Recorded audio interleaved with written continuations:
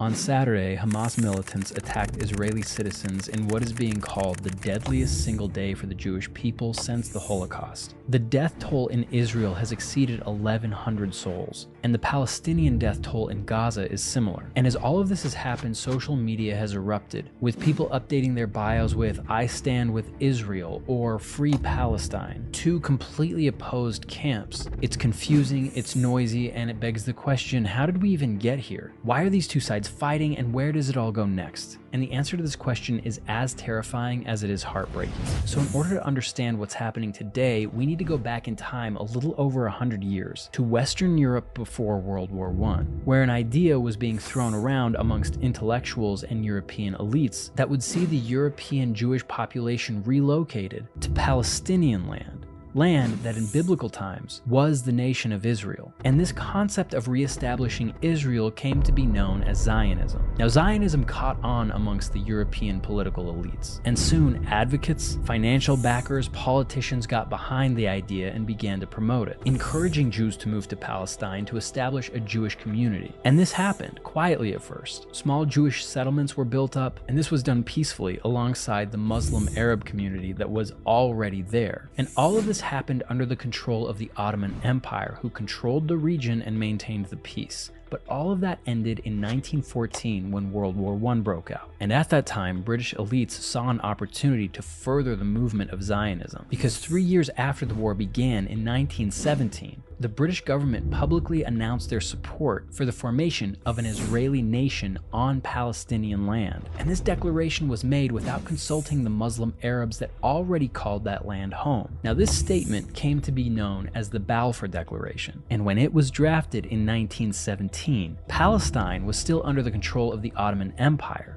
The war hadn't even ended yet. Great Britain didn't even have claim to that land, but the British made plans for the land anyway, without consulting anyone, except for Lord Walter Rothschild, to whom the declaration was addressed. And this is where the entire current conflict that we're seeing unfold began. Because when World War I ended and the Ottoman Empire collapsed, the lands and territories belonging to the defeated Central Powers were split up, broken apart, and redistributed amongst the victors under something called the Mandate System. And the mandate for Palestine was given to the British, who had already decided what their mandate would be. And almost immediately, the British government and military helped Jews move and immigrate to Palestine. They helped them establish businesses and communities, and they also helped them form and train and arm a well-armed militia. But to the Palestinians that called this land home to begin with, the British were occupiers who were building a new Jewish nation on stolen land. So the Palestinians, who had no say in this at any point, revolted. And between 1936 and 1939, thousands of people lost their lives in horrific attacks and acts of violence in the region. Hundreds of thousands of people were displaced, and this British plan for a new Jewish nation clearly wasn't working. But despite all of the tension in Palestine, Jews continued to enter the region because persecution in Europe towards Jews had reached a fever pitch and turned into a full-fledged Holocaust, where over 6 million Jews were murdered. But as more Jewish immigrants arrived in Palestine, the situation continued to become more tense. And Great Britain, who set this whole thing up in the first place, now had no intention of resolving any of the problems that were now bubbling up, because Britain was no longer the world's superpower. They were exhausted from fighting 2 world wars, and they no longer had the desire to stand with the Jewish settlements that they helped establish. And in 1948, the British government essentially abandoned their project in Palestine as they withdrew their presence from the region and dumped the responsibility of all of this on the newly formed United Nations, who immediately drew lines and officially recognized the nation of Israel on May 14, 1948. Again, all of this happened without consulting native Palestinians. And this is the oversimplified story of what got us to where we are today. Because between 1917 and 1947,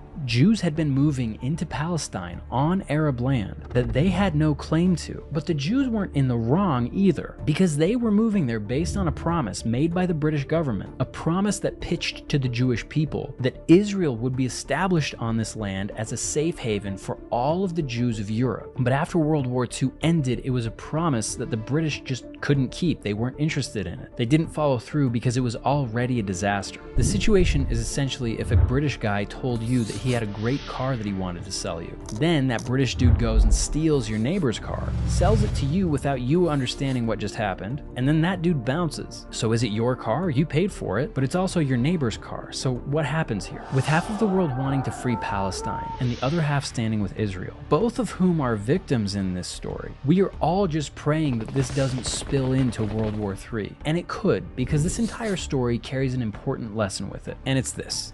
The only thing that wars produce consistently is more wars. And usually those wars are fought by people who weren't even born when the seeds for those conflicts were sown. And that's the case with what's happening today. Now, with the actions that we're seeing on Saturday, Hamas is without a doubt a terrorist organization. In this last week, they have murdered, raped, tortured, and kidnapped civilians. They've beheaded babies and set the homes of families on fire with them still alive inside. And they have live streamed these atrocities, and it needs to be stopped. But the West needs to be careful about how they stop it, because the West has a knack for making things much worse when they try to make them better, just like the British did at the conclusion of World War I. And making things worse really is the legacy of Western governments, who arrogantly seem to think that they will do a good job of shaping the global landscape on foreign soil. And the question that we're all left with now is, how does this conflict between Israel and Palestine resolve without dragging the entire globe back into another world war? Because collectively, we can't afford that. Albert Einstein himself once said, "I know not what weapons World War III will be fought with, but World War IV